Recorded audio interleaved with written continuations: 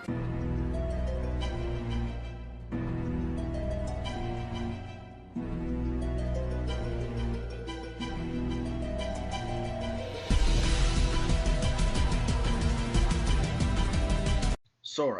the main protagonist of the Kingdom Hearts story, a boy with one of the strongest hearts known to man, and the key that connects them all, the hero of the Keyblade.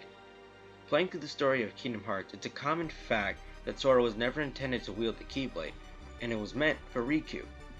Or was it? Hey guys, it's another Little Bomber, and today I have an interesting theory for you guys. That theory is that Sora, our beloved hero, was actually chosen by the Kingdom Key, and Riku was never intended to wield the Kingdom Key. Instead, it's all just a misunderstanding. Now, let's first go over what the story of Kingdom Hearts tells us. Riku was actually chosen by Terra to be a Keyblade wielder through the inheritance ceremony. This means that he has the ability to wield the Keyblade, and the Keyblade will come to him at the right time. Let's hold on to that sentence for later. The Keyblade choose. During the events of Kingdom Hearts 1, Riku at Hollow Bastion forcibly took the Keyblade from Sora's hands, claiming that he was its true master. However, later when Sora's heart was proven to be stronger, the Keyblade went back to Sora permanently.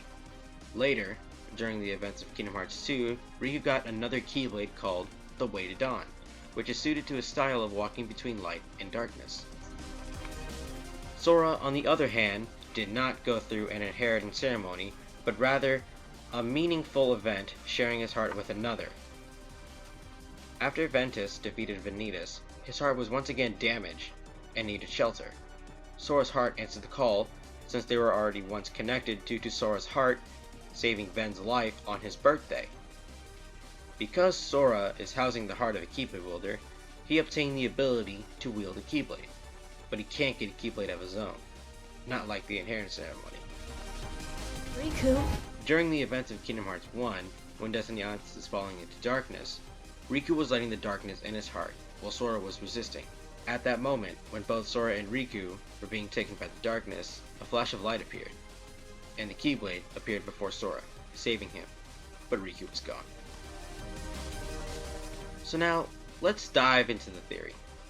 First off, we know there's only two ways for someone to become a Keyblade wielder, either by being chosen or through the rite of succession.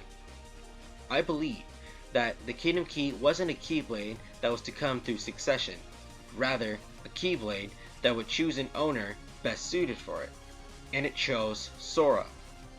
But Noir, we see Riku take the Keyblade from Sora and he said that he was his true master.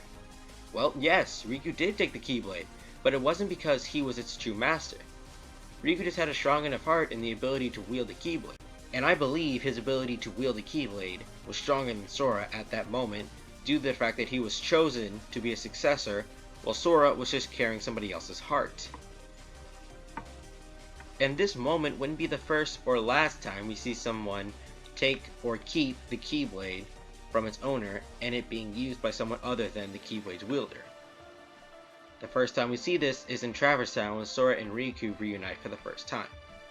Riku took the Keyblade from Sora's hand when observing the Keyblade. If he was its real owner, then why did it still stick with Sora after he gave it back, as we see the Keyblade going back to its owner's hands, despite the fact that it wasn't called with Leon and Sora? Someone may say, well, that still doesn't explain how Riku took it. I'm getting there. I believe that Keyblade wielders have the ability to take or wield another person's Keyblade, and can even keep it for long amounts of time if that ability is strong enough. We can see this throughout the Kingdom Hearts series. Riku in Kingdom Hearts 1, Riku again when he was fighting Roxas, as even though he handed the Oblivion to him, he couldn't bring it back to his hands as Riku was preventing that, so he wouldn't lose the fight. Xion taking Roxas' Keyblade to kill the dark side. I should note that the previous two moments I just mentioned, they did not let the Keyblade go until their business was finished. Again with Xion when she borrowed Roxas' Keyblade for a mission at Beast Castle when she lost her ability to use her Keyblade. Sora in the boss fight with Roxas if you perform The End, as he takes both Oblivion and Oathkeeper, as those are Roxas' Keyblades. And Sora again in Kingdom Hearts 2 when he borrowed Riku's Keyblade to use that finishing combo on Xemnas. Also, there's something that got me since I played through Kingdom Hearts 1 again a few years ago. It's something Riku said. Listen. Maleficent was right. Maleficent was right. So that pretty much means that Maleficent told Riku that the Keyblade was supposed to be his. How could she have known that? In her life, she has only encountered 4 Keyblade wielders ever. Terra, Ben, Aqua, and Xehanort. She doesn't have that kind of clairvoyance to tell if a specific Keyblade belongs to a specific person. Then why would Maleficent say that, you may ask? Well, because she saw Riku temporarily hold Sora's Keyblade, and she saw that as an opportunity.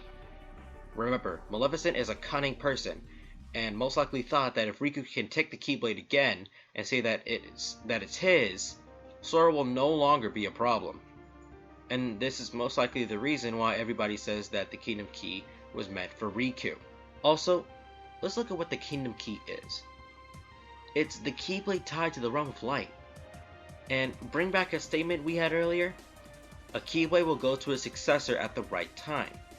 Why, oh why, would a Keyblade strictly tied to the Realm of Light pick a time such as its supposed wielder laying the darkness in his heart as the right time to go to him? Wouldn't it be more likely to choose the one resisting the darkness, as it's, in a way, embracing the light? Also, Riku later gets a Keyblade that is more his style, and came to him when he fully accepted his path of the in-between. Think about it. When has anybody ever gotten a second chance with a new Keyblade after losing theirs? I'm not saying that it's impossible for someone to switch their original Keyblade with one they prefer to use, as we see that with Mickey, who had the Star Seeker and went to the Kingdom Key D, Aqua, who had the Stormfall Keyblade and went to the Master Keeper, and Xehanort with young Xehanort's Keyblade switching to Luxu's Keyblade, but Riku isn't one of those few. The last thing I want to bring out is something that is mentioned in the first and second games.